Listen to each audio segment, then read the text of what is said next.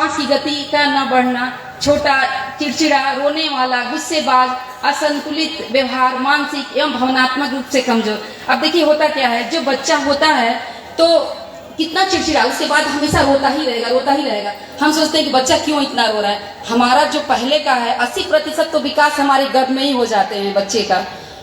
अभी ये समझते समझते माताओं को देर हो जाती है कि वो गर्भ धारण की हुई हैं, इतने में तो वो सोचिए विकास, जो ब्रेन का विकास होता है वो तुरंत से शुरू हो जाता है, लेकिन हम लोग सोचने में ही देर कर देते हैं। 3 महीने बाद तो उनको पता चलता है कि हम गर्भवती हैं। तो इस तरह से ये चीज होता है ना, तो हमारे दुखी का हार्मोन्स इसको दूर कीजिए। आप लोग अपने आस पास पड़ोस इधर उधर जो भी हैं रिश्तेदार, सबसे बताइए कि देखो तुम्हारे घर में बच्चा पल रहा है, इसको एकदम खुश रहिए। और घर परिवार वालों की सबसे बड़ी जिम्मेदारी है कि उनको खुश रखिए, क्योंकि जो ये हार्मोन्स है ना, अगर ये हम लोग अपना लें अपने जीवन में तो हमारा नॉर्मल ही डिलीवरी होगा, अब होगा ही होगा, हर हाल में होगा। क्यों नहीं होगा? कि पहले की माताओं को होता ही था ना, तो हम लोग वो अपना क्यों नहीं अपना सकते हैं? देखिए कुपोषण जो बच्चे होते हैं, अभी हम एक जगह हॉस्पिटल में गए थे अपनी दोस्त से मिलने के लिए। हमको तो पता ही नहीं था कि कुपोषण का भी एक मतलब एरिया होता है जिसमें बच्चे रखे जाते हैं। वहां पे इतने ज्यादा कुपोषण के बच्चे थे, तो वो सारे बच्चे, किसी का हाथ पतला, किसी का पैर पतला, किसी का पेट निकला हुआ है।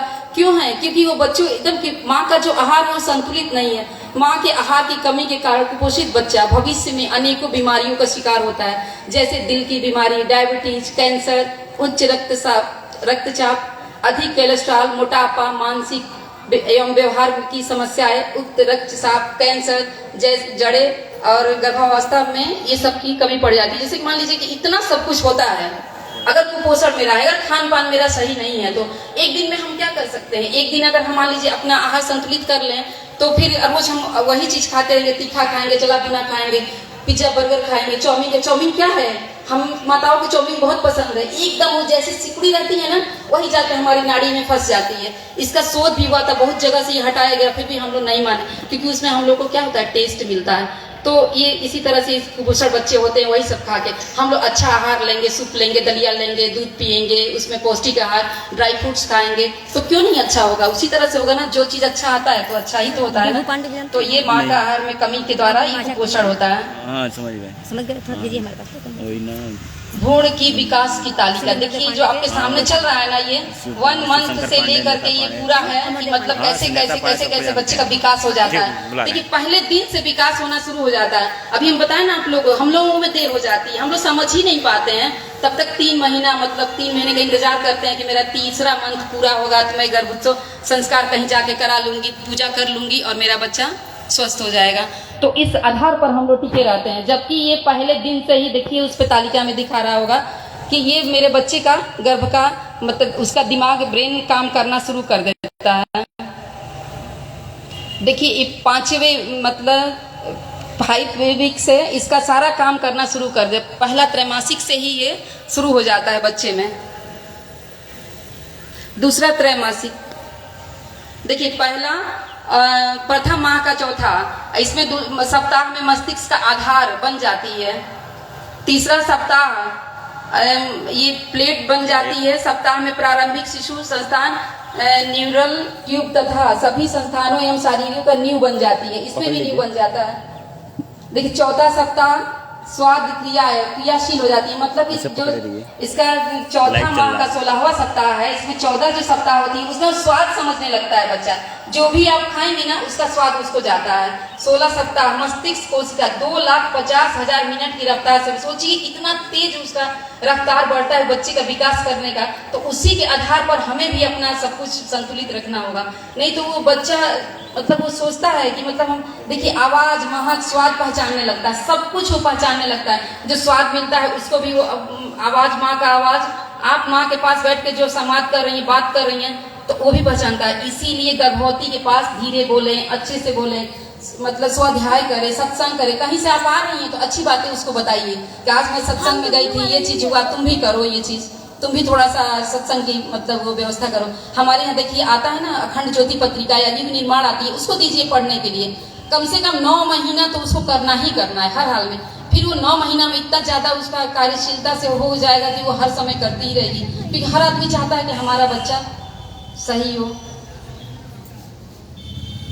दूसरा त्रैमासिक मतलब छठा माह 24 सप्ताह मस्तिष्क कोशिका 5 लाख मिनट एवं 1.8 लाख सेकेंड की रफ्तार से बनने लगती है। मस्तिष्क कोशिका क्रियाशील हो जाती है। सोचिए भगवान कुदरत का दिया हुआ कितना बड़ा करिश्मा है, जिसको हम लोग ये सब चीज कुछ जानते ही नहीं थे। पहले क्या जानते थे? अगर हमारे गुरुदेव ऐसा कुछ नहीं दिए होते, इतना हमारी गायत्री जी वहां से ये सब चलाती हैं, वो उन्होंने करके दिया, तब हम लोग इतना जान पाए इस चीज को।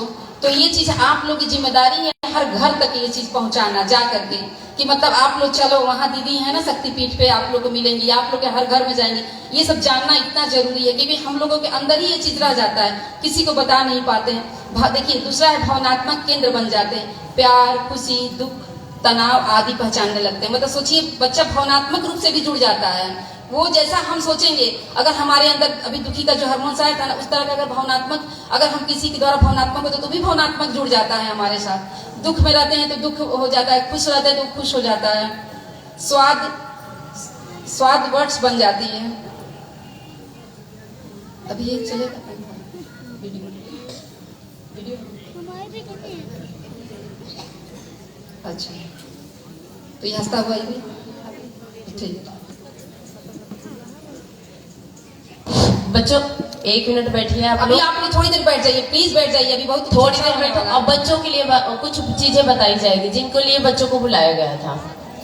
दीदी ने बताया एपिजेनेटिक, ठीक है। एपिजेनेटिक क्या है? जीन्स। एपिजेनेटिक और जीन्स कैसे हमारे शरीर पे प्रभाव डालते हैं। कहा जाता है कि होने वाले माता पिता अपने बच्चे के जेनेटिक इंजीनियर होते हैं। तो ही एक बार हम माता बनेंगे तब तो सुधर नहीं सकते हैं ना। अगर हम जितना आज के समय में जो खाद्य पदार्थ अपने शरीर के अंदर ले गए हैं, पिज्जा, बर्गर जो हम लोग खाए हैं, तो एक ही दिन में तो सुधरेगा नहीं। ये कब से होगा? जब हम बचपन से करेंगे।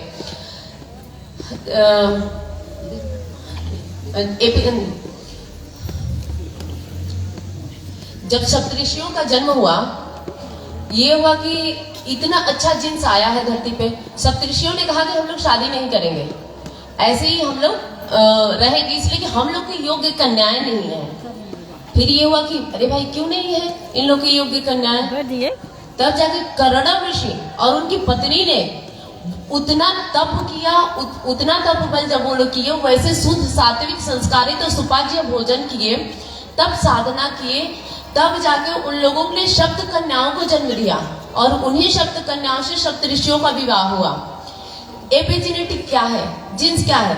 एपिजेनेटिक वो है कि जो हमारा बच्चा जन्म जन्मांतर के अनुवांशिक गुणों को लेके पैदा होता है। हम क्या इसको हम चेंज कर सकते हैं? बिल्कुल चेंज कर सकते हैं। चेंज नहीं कर सकते हैं, ऑन और ऑफ किया जाता है। एपिजेनेटिक पे प्रभाव डालता है जीन्स, और जीन्स पे प्रभाव डालता है हमारा वातावरण, हमारा खान पान। तो हम उसको ऑन और ऑफ कर सकते हैं।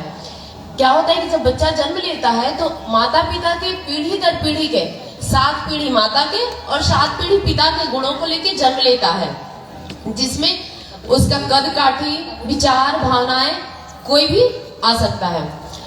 अब इसके लिए हम क्या करें? कयाधु थी, कयाधु एक राक्षस की पत्नी थी, राक्षस कुल में रहती थी, राक्षस की पुत्री थी। लेकिन उसको जब वो गर्भ से हुई, नारद इंद्र को लगा कि अरे राक्षस का पुत्र राक्षस होगा, वो उनको अपहरण करके ले जाने लगे। नारद जी ने कहा कि आपको कैसे पता कि राक्षस का पुत्र राक्षस होगा? वो उनको ले गए अपने आश्रम में। आश्रमीय वातावरण मिला, शुद्ध संस्कारित सुपाच्य भोजन मिला, उनकी साधना, आराधना, ध्यान, जप। इसीलिए हमें रोज मंत्र जप करने चाहिए। जब उस तरह के वातावरण मिले तो क्या हुए? उनके जो राक्षसीय गुण था, जो राक्षसीय जीन्स था, वो ऑफ हो गया, और जो ऋषि आश्रम का गुण था वो ऑन हो गया। इसीलिए उन्होंने किसको जन्म दिया? प्रहलाद जैसे भक्त को जन्म दिया। आज के समय में हम क्या करते? आज के समय में माता पिता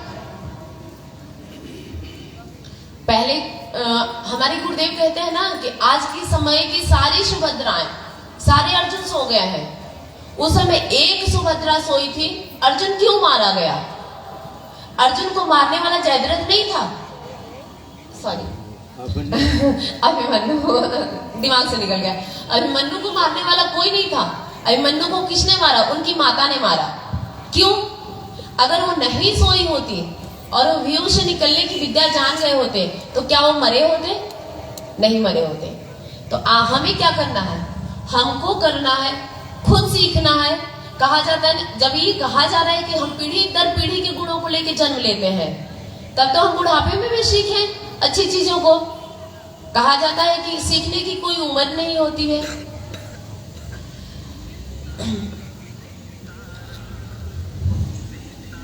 और हमको हमेशा सीखते रहना चाहिए। हम अपने खान पान वातावरण को अच्छा से रखें। जो हमारा न्यूरॉन मार्ग है, जो सब कॉन्शियस माइंड, उसमें सारी चीजें जाके छपती जाती हैं। तो हमें क्या करना चाहिए? शुद्ध संस्कारित सुपाच्य भोजन करना चाहिए। एक चीज जो सबसे ज्यादा जरूरी है, नेक्स्ट इसमें आएगा शायद, आत्मबोध की साधना और तत्वबोध की साधना।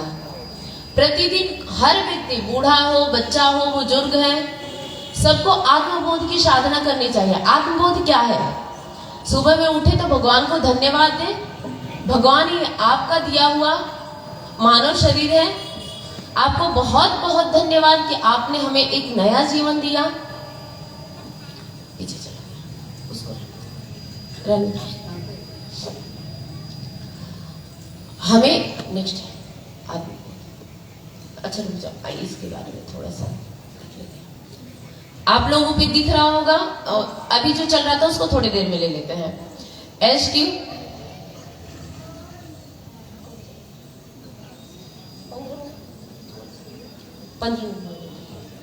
15 से 10 मिनट। IQ, SQ और EQ। जो IQ से हम ये सीखते हैं कि कैसे बच्चे में जो तार्किक कौशल होता है ना, बच्चे कई प्रकार के होते हैं। एक दब्बू बच्चे होते हैं जो कैसे भी छोड़ दो मस्त मगन रहेंगे। एक बच्चे तर्क वाले होते हैं, उनकी बुद्धि बहुत तीव्र होती है। कहा जाता है ना कि जो बच्चा अगर क्लास में सबसे बदमाश है तो पढ़ने में भी सबसे अच्छा होता है। तो इसीलिए बच्चे का IQ, SQ और EQ अपनी भावनाओं पर नियंत्रण और दूसरों की भावनाओं को समझना, चुनौती, ये सब हम क्या करते हैं? गर्भ में बच्चों को ही सिखा देते हैं। इसके लिए पीछे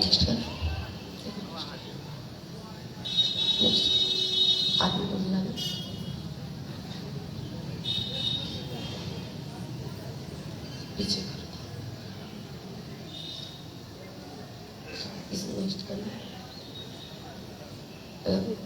बस। हम लोग आत्मबोध की बात कर रहे थे। सभी लोग सुबह में उठे, भगवान को धन्यवाद दें। भगवान हमको नया जीवन देने के लिए आपको बहुत बहुत धन्यवाद, बहुत बहुत आभार। वहीं पे अपनी सारी दिनचर्या को वो लाइनबद्ध कर ले, क्रमबद्ध कर ले कि हमें क्या क्या करना है। तो हमारा एक आध्यात्मिक जीवन है, एक भौतिक जीवन है। तो हम किसको ज्यादा महत्व दे रहे हैं? तो दोनों को बराबर दें ना। भौतिक को भी छोड़ेंगे तो नहीं काम चलेगा, और आध्यात्मिक को भी छोड़ेंगे तो नहीं काम चलेगा। तो हमें दोनों को बैलेंस बना के चलना है। सुबह में उठे, हमें क्या क्या पूरे दिन करना है ये अपना सोच लें। उसके बाद अपना कार्यक्रम कर लें। हम संगीत का जो प्रभाव है, जब बच्चा गर्भ में होता है सबसे ज्यादा प्रभाव संगीत का होता है। अब संगीत का ये मतलब नहीं है कि जो एक धड़ धड़ खूब बजता है उससे नहीं, जो संस्कृत वाले, जो भजन वाले सॉन्ग है, वो बच्चे के दिमाग को तेजी से बढ़ाते हैं, विकसित करते हैं। माता पिता, बच्चा एक प्रौढ़ से भी ज्यादा, हम लोग है ना, उसमें एक पीछे आया था चेतन मन अचेतन मन। चेतन मन मात्र 10% होता है, अचेतन मन 90% होता है। हम 10% का, हम 3% भी अपने चेतन मन को इस्तेमाल नहीं कर सकते हैं। और जबकि अगर हम चाहें तो 90% इस्तेमाल करके और आगे जा सकते हैं और अपने बच्चे को और कुछ सिखा सकते हैं। बच्चा एक दिन में अपने माँ के 5000 शब्द को सीखता है।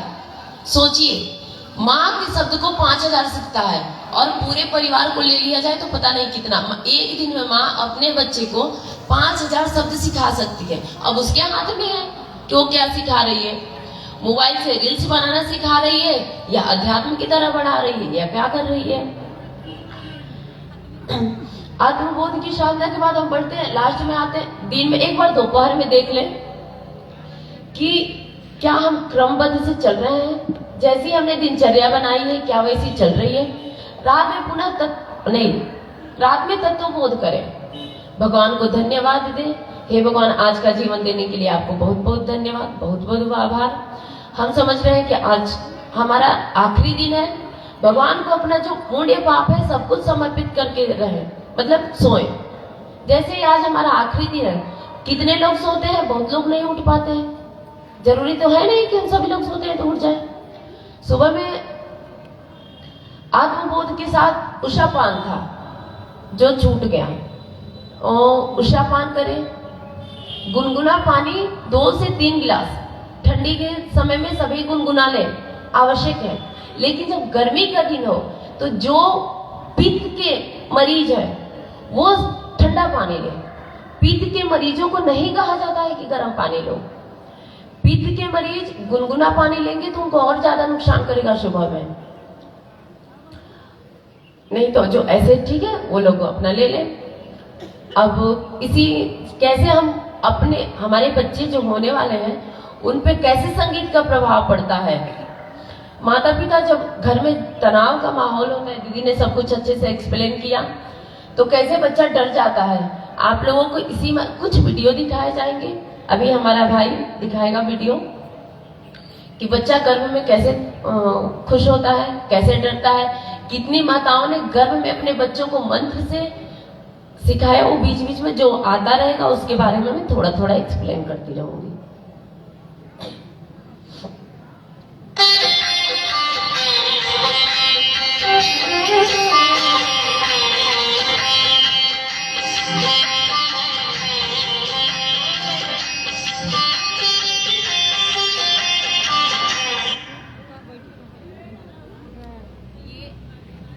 ये बच्चा जब गर्भ में था तो ये डांस कर रहा था। आप लोगों ने देखी, बार कर दो।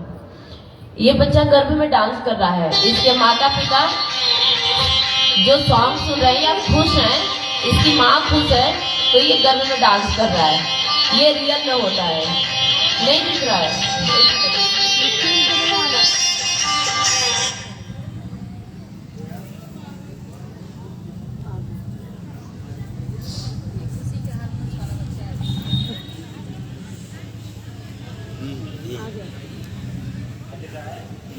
आया? ये आ गया।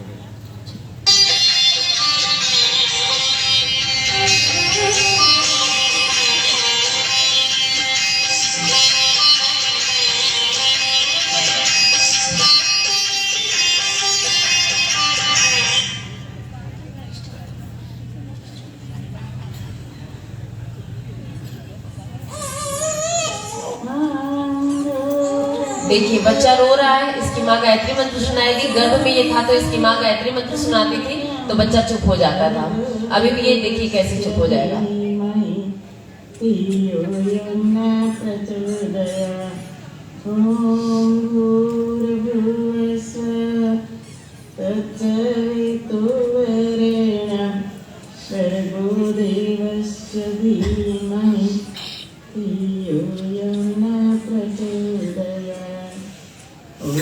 देखने ये लग रहा है बोलेगा, होठ उसके देखिए।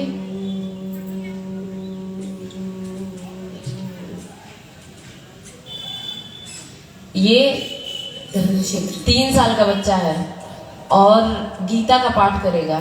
इसकी माँ ने गर्भ में रोज इसको सुबह शाम गीता का पाठ कराया था। देखिए कैसे करेगा।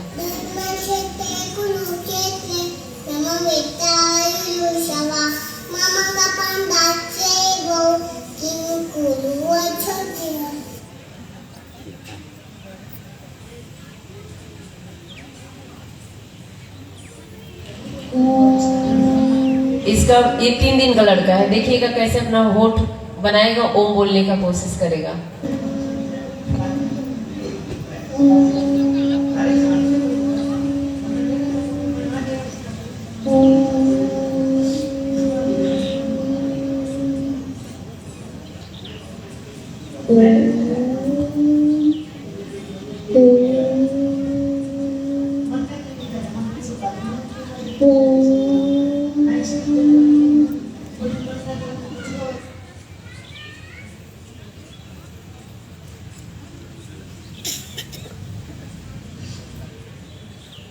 ॐ भूर्भुवस्सुः तत्सवितुर्वरेण्यं भर्गो देवस्य धीमहि धियो यो न प्रचोदयात्। ॐ भूर्भुवस्सुः तत्सवितुर्वरेण्यं भर्गो देवस्य धीमहि धियो यो न प्रचोदयात्। ॐ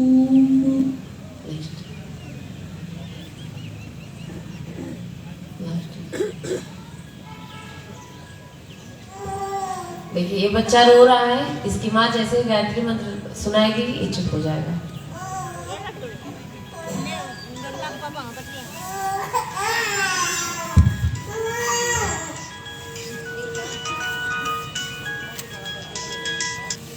हेलो এই যে প্রধান দিনা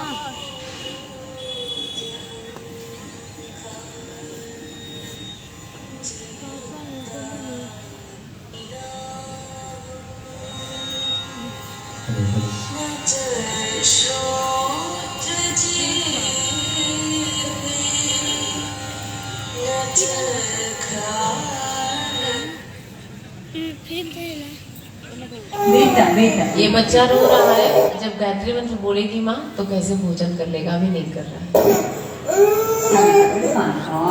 भूर्भुवस्सुः तत्सवितुर्वरेण्यं भर्गो देवस्य धीमहि धियो यो नः प्रचोदयात्। ॐ भूर्भुवस्सुः तत्सवितुर्वरेण्यं भर्गो देवस्य धीमहि धियो यो नः प्रचोदयात्। ये जो बच्चा था जब ये गर्भ में था तो इसकी माँ गायत्री मंत्र पढ़ के ही भोजन करती थी, तो उसको आदत हो गया था, इसीलिए बिना गायत्री मंत्र सुने भोजन नहीं करता है। लास्ट करेंगे माँ की पाठशाला, जो कि हमारे सुल्तानपुर से पूरे उत्तर प्रदेश में प्रज्ञा शिक्षणा दीदी चलाती है। तो अगर जो कोई भी जुड़ना चाहे तो शक्तिपीठ पे आके वहाँ पे QR कोड लगा हुआ है, वहाँ से जुड़ सकता है, या तो नंबर अपना देगा तो उसको हम लोग जोड़ देंगे। तो वहाँ दोनों समय ये कार्यक्रम चलता है ऑनलाइन, जिसमें अर्चना दीदी हमारी है, योग सिखाती हैं, और डॉक्टर अर्चना दीदी और प्रज्ञा दीदी माँ का पाठशाला लेती हैं, जिसमें गर्भ का ज्ञान विज्ञान संवाद कैसे अपने बच्चे से करें सारा कुछ सिखाया जाता है। हम लोग के पास ज़्यादा समय नहीं था तो इतना ही हम लोगों ने बताया। कम समय में हम लोगों ने अपने शब्दों को रखने का प्रयास किया और आप लोगों ने अपना इतना कीमती समय दिया, इसके लिए बहुत बहुत धन्यवाद, बहुत बहुत आभार। देखिए आप सभी का बहुत बहुत धन्यवाद। आपने इतना धैर्यपूर्वक मतलब इतने अच्छे से सुना। कम है तो क्या हुआ, हम इतने काफी हैं दूसरों तक फैलाने के लिए। ऐसा नहीं कि आप लोग कम हैं, आप लोग 1000 के बराबर हैं। एक लोग अगर इतने घर में जाएंगे, मैं आप लोगों से एक बात बताना चाहती हूँ, एक बात हम आपसे बताना चाहते हैं, एकदम सच्ची घटना आपको बता रहे हैं। अभी आप लोग चूंकि दादी भी बैठी हैं, नानी भी बैठी हैं, सब लोग बैठी हैं, एक कहानी आपको बता रहे हैं। एक माँ के गर्भ में एक बच्चा आया और 3 बच्चियां पहले से उनको थी। सोचिए 3 बच्चियां उनको पहले से थी। चौथा जब बच्चा होने को था तो उनकी सास रोज मतलब बोली कि अगर एक बच्ची होगी तो मुझे पसंद नहीं होगी, इसको तुम गिरा दो। भाई उसको क्या पता कि गर्भ में बच्चा है कि बच्ची है क्या है। वो रोज कहती थी उनसे कि गिरा दो गिरा दो गिरा दो, लेकिन माँ कही कि नहीं मैं ऐसा नहीं करूंगी, चाहे वो मेरा बच्चा आए, लड़का या लड़की आए, मैं इसको रखूंगी और इसको मैं जन्म दूंगी। और रोज वो दादी यही बात कहती थी। अंत में 9 महीना तक ये कहती रह गई कि मतलब अगर बच्चा होगा तो लड़का होगा तो चाहिए मुझे, लड़की नहीं चाहिए। अंत ये हुआ कि वो बच्ची हुई। मतलब हम आप लोग को इसलिए बता रहे हैं कि बच्चा जब गर्भ में होता है तो बगल वाले का भी बहुत प्रभाव पड़ता है और वो आपके साथ जुड़ा रहता है। कैसे क्यों कहते हैं कि मेरी बुआ मान लीजिए बहुत मानती थी, तो हमको लगता है कि बुआ के साथ ज्यादा लगाव है। क्यों लगाव है? क्योंकि वो मुझे मानती थी। तो इसलिए आप लोग बता रहे हैं कि एकदम सच्ची घटना बता रहे हैं। वो जब बच्ची हुई तो वो बच्ची क्या की, वो सबसे प्रेम करती थी लेकिन अपनी दादी से नफरत करती थी, बहुत ज्यादा नफरत करती थी, मतलब उनको देखना तक नहीं चाहती थी। तो वो सब मतलब पूछा गया ऐसा क्यों, तो वो बताइए कि पता ना क्यों पहले से ही मुझे जिस दिन मुझे ज्ञान हुआ उस दिन से मुझे दादी से नफरत है, सोच लीजिए। तो इसलिए जब बच्चा गर्भ में आ जाए, चाहे लड़का हो या लड़की हो, आप लोग प्रेम करिए, उसका कोई दोष नहीं है। उसको क्या पता है कि वो क्या है, गड़बड़ी को क्या होता है, उसको थोड़ा नहीं पता होता कि मेरे गर्भ में क्या है। और दूसरी चीज ये है कि मतलब हम लोग इतने अच्छे से रहे, अपना खान पान सब कुछ। अभी देखिए, अभी एक जगह ये शोध में ये पता चला है कि जो बच्चे गर्भ में लात मारते हैं ना, हम लोग कितने खुश होते हैं कि पैर मार रहा है बच्चा, मुझे पैर मार रहा है, सबको हम लोग बताते हैं। पता है इसका रियल क्या होता है? बच्चा जब बच्चा गर्भ में मारता है पैर, हम लोग इतना तीखा खाते हैं, सच बता रहे हैं तमाम से, ये रिसर्च से पता चला है।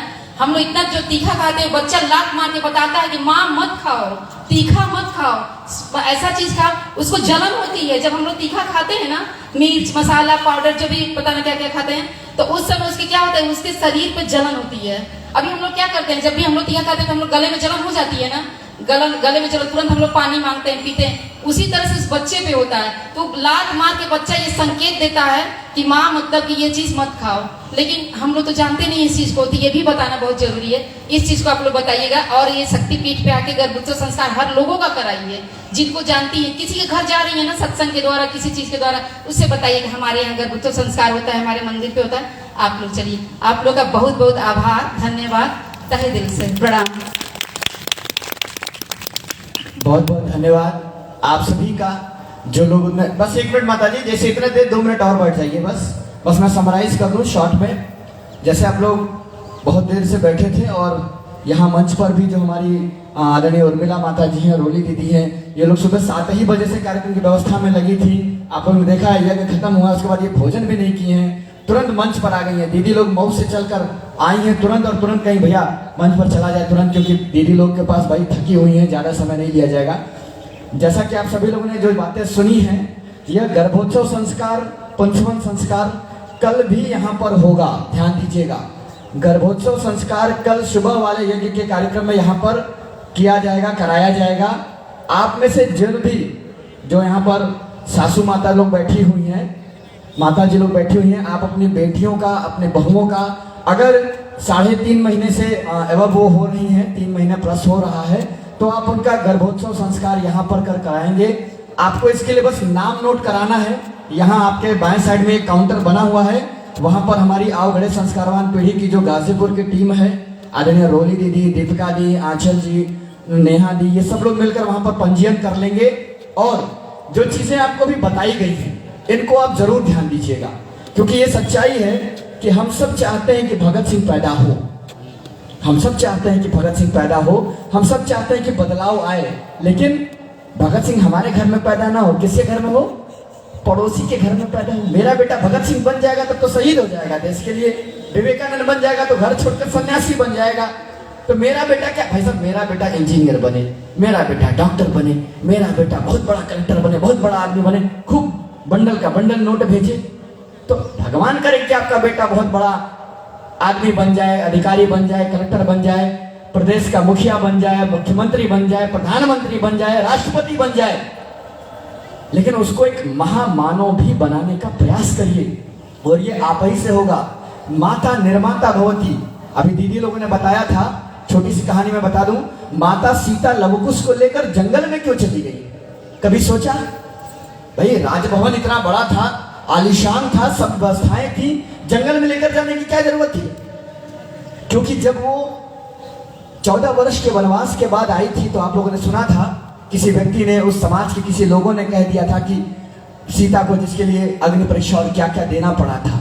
तो माता सीता ने ये जान लिया कि ये जो हमारा क्षेत्र है ना, यहाँ पर लोगों के विचार बिगड़ रहे हैं, परिवार में लोगों के विचार बिगड़ रहे हैं, तो बेटा जो बच्चा जो गर्भ में मेरा शिशु है वो भी बिगड़ जाएगा। तो क्या करें? तो जंगल में नहीं गई, जंगल में जाकर कुटिया बनाकर थोड़ी रह रही थी, महर्षि वाल्मीकि के आश्रम में गई थी, जहाँ के बाद उस वाल्मीकि ने उन बच्चों को शस्त्र की भी शिक्षा दी, शास्त्र की भी शिक्षा दी, और उसके बाद लवकुश राजा रामचंद्र से भी प्रतापी और महान बने थे।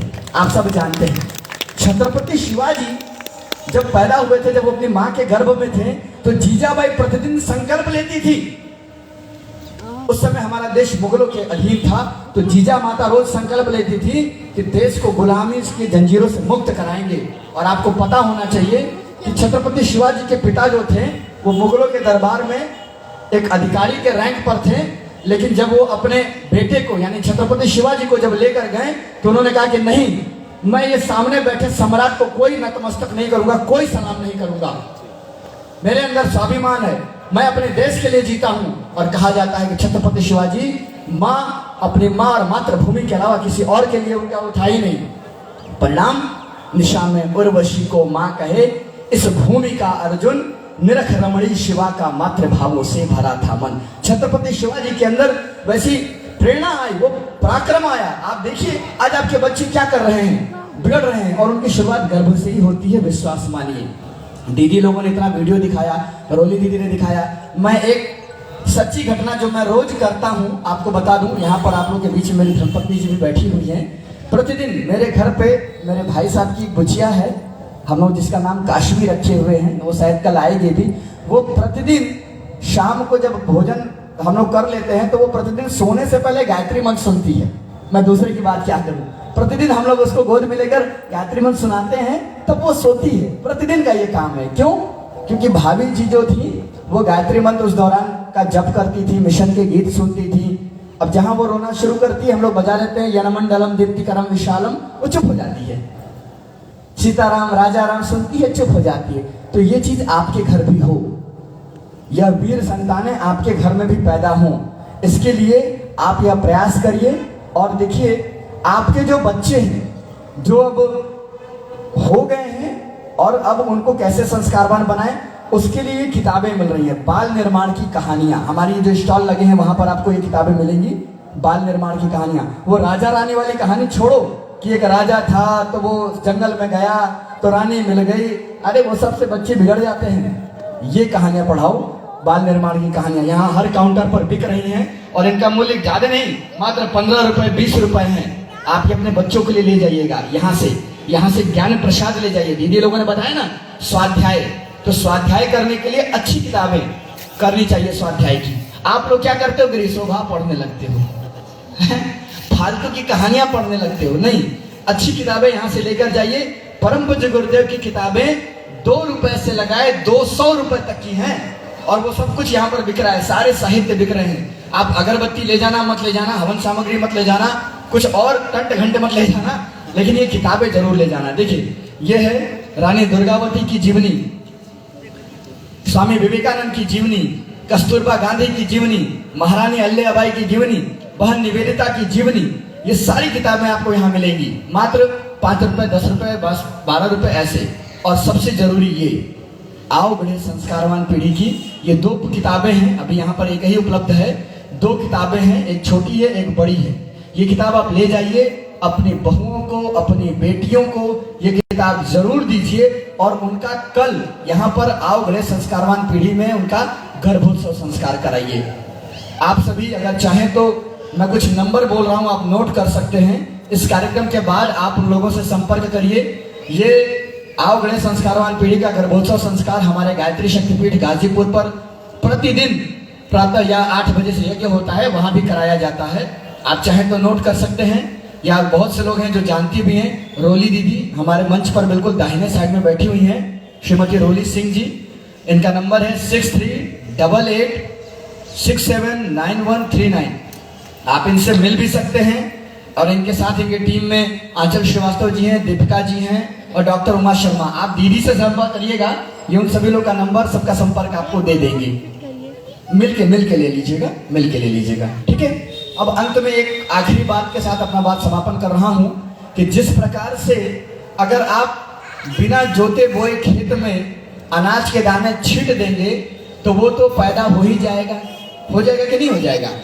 आपके घर में आप गेहूं धोते हैं, गेहूं बह के चला जाता है, नाली के किनारे लग जाता है, मिट्टी पाता है, पानी पाता है, पौधा निकल आता है, तो क्या आप उसको निकाल कर और पिटवा कर उसका अनाज पिसवा लेंगे?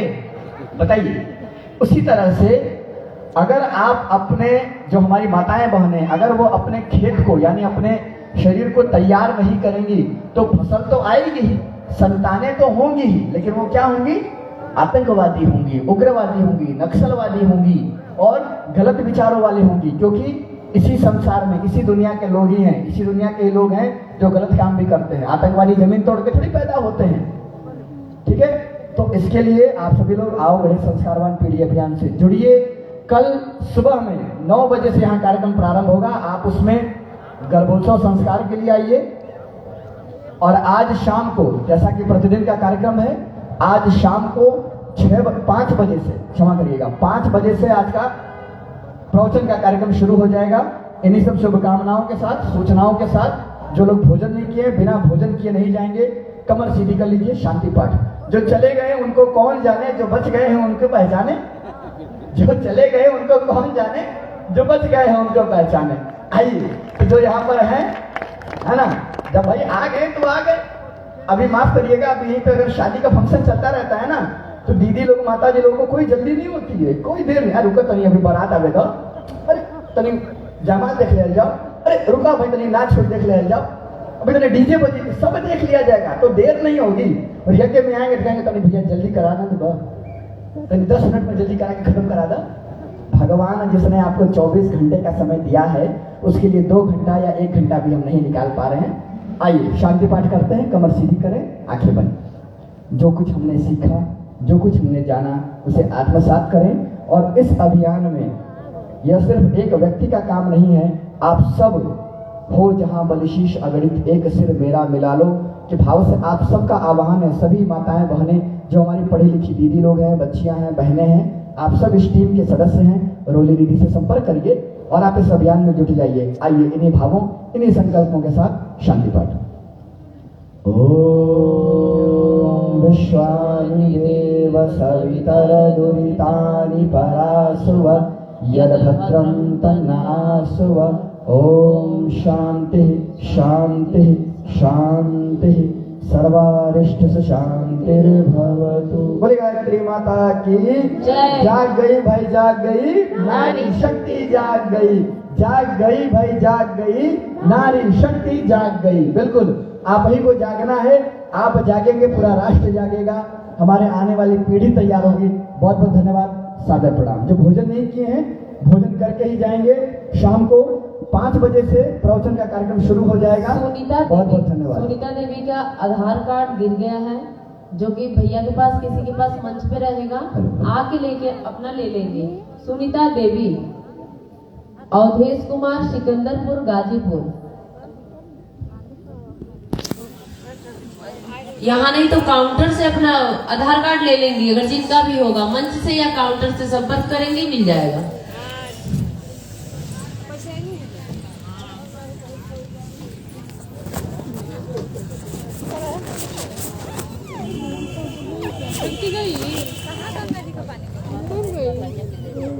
अम्मा को लेके चली। अच्छा वो स्कूटी प्रज्ञा पता नहीं लाइव थे ना, इंस्टा पे लाइव ना।